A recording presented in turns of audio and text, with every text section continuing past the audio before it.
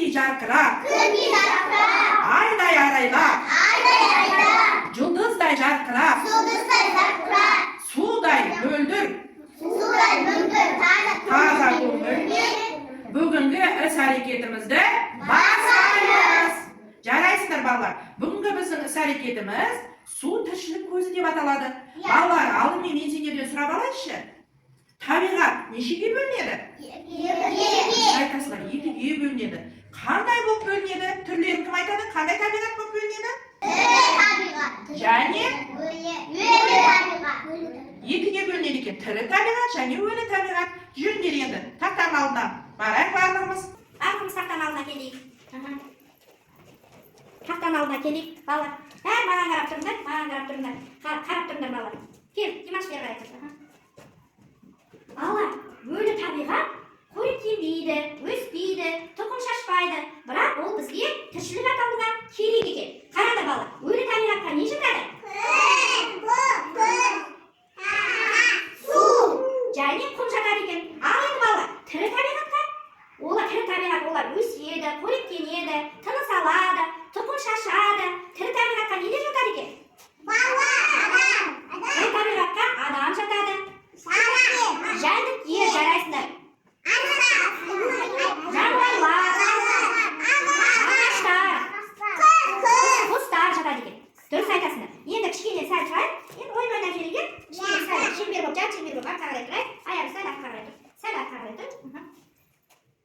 Сәл артқа қарай тұр. Так, бастайтын. Кел, Димаш. Ала ғой.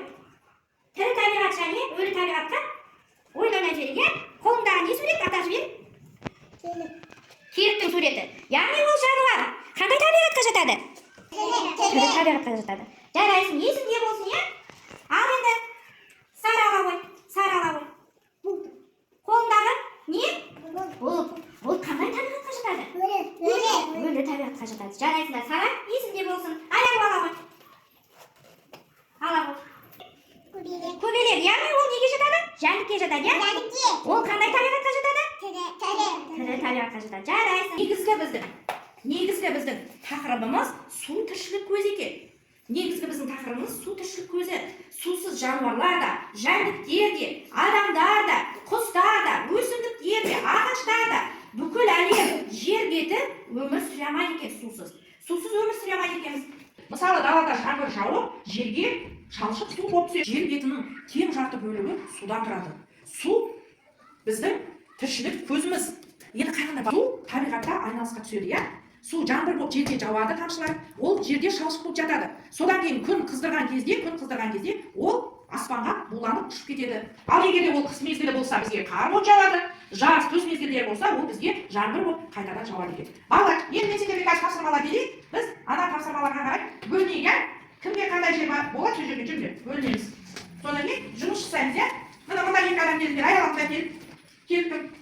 Мына тұрағандар. Ал енді қараңдар балалар. Мына жерде тірі табиғат және өлі табиғаттардың орнын тауып орналастырамыз, иә? Ал мына жерде ермек салтпен және түрлі түсті бояумен жұмыс жасаймыз. Ал мына жерде судың құрамын тексереміз. Ал жұмысқа кірісейік жайлап. Жайлап жұмысқа кірісеміз. Кірісеміз жұмысқа, балалар.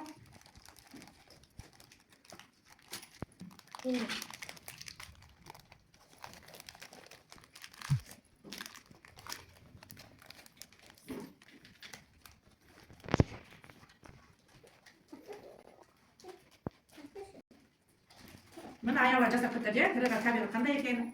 Оның таптарын қыстап көрсетті ғой. Жарайсың.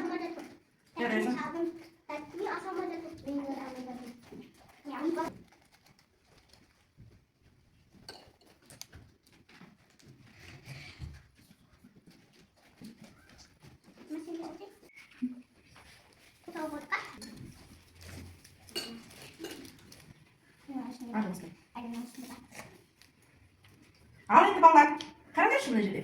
Біз 5 стаканға су құйдық, иә? Біреуіне 3 стаканға 3 түрлі түсте тәтті қоспалар салдық, иә? Тәтті қоспалар. Ол яғни тәтті қоспаны салсақ, ол шырынға айналады. Ал біреуіне қант салдық, біреуіне тұз салдық, иә? Енді дәмін көрейік, иә? Дәмін көрейік. Тәтті қоспаның дәмі қандай болады? Тәтті болады, жарайсыңдар, иә? Ал енді мынаны көрейік дәмін. Димаш, көрші, сен мынаны көр. Дәмі қандай болады екен? Сенікі қандай аяғым? ашты. Seniki qanday? Tatti. Ya'ni qand qo'shilgan tatti bo'ladi, tuz qo'shilgan ashli bo'ladi. Jaraysizlar, navalarni жұмысы ko'raylik. Jaraysin. Bunun betim bulpası, bulptan keyin жаңбыр жауып жатыр, ya. Яғни сендер жаңбыр тамшыларын терең сазбен көрсетіп жатсыңдар, және бояулармен көрсетіп жатсыңдар. Жарайсыңдар. Сен өзі табиғаттың орнын таптың ба? Ал көрсете ғой. Жұмысын көрсете ғой. Сен де көрсете ғой. Ал балалар жұмыстарын жасап болсаңдар мұнда келіңдер. Мен сендерге қызықты тәжірибе көрсетемін. Суға арналған тәжірибе көрсетемін, ya. Қараңдар балалар. Қараңдар. Қызықты тәжірибе көрсетемін. Бірінші стақанға мен аздап қант қостым, ya. Аздап қант қостым бірінші стақанға. Екінші стақанға одан көбірек қант қосайық кішкене. Одан көбірек қант қосайық. Араластырамыз. Ал үшінші стақанға одан молырақ қант қосайық. Молырақ қант қосайық. Балалар, сендерге қазір қызықты тәжірибе көрсетемін. Енді сары түсті мен бірінші стаканды сары түсті қылайық. Бірінші стаканды сары түсті қылайық.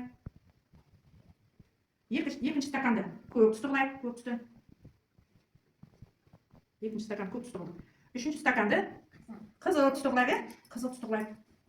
Енді қараңдар, үшінші түске арналған осындай қант араластырып, тұз араластырып, я болмаса түрлі түсті бояу араластырып, суды өзгеріске енгізуге болады. Жарайсыздар бала, бергендер мұнда келіңдер. Мұнда келіңдер, бәрі шеңберге тұра қалайық, жарайсыздар. Тұра қалайық шеңберге, ха? Балалар, біз бүгінгі іс-әрекетте не істедік? Өлі және тірі табиғат туралы білдік, я? Судың қасиеті туралы білдік, я? Суға арналған, тірі табиғатқа арналған, өлі табиғатқа арналған жұмыстар жасадық. Балалар, сендер бүгін өздеріңді жақсы қырларына көрсетіңдер. Сендерге мен риза болып тұрмын. Жарайсыңдар. Осымен біздің іс-әрекетіміз аяқталды.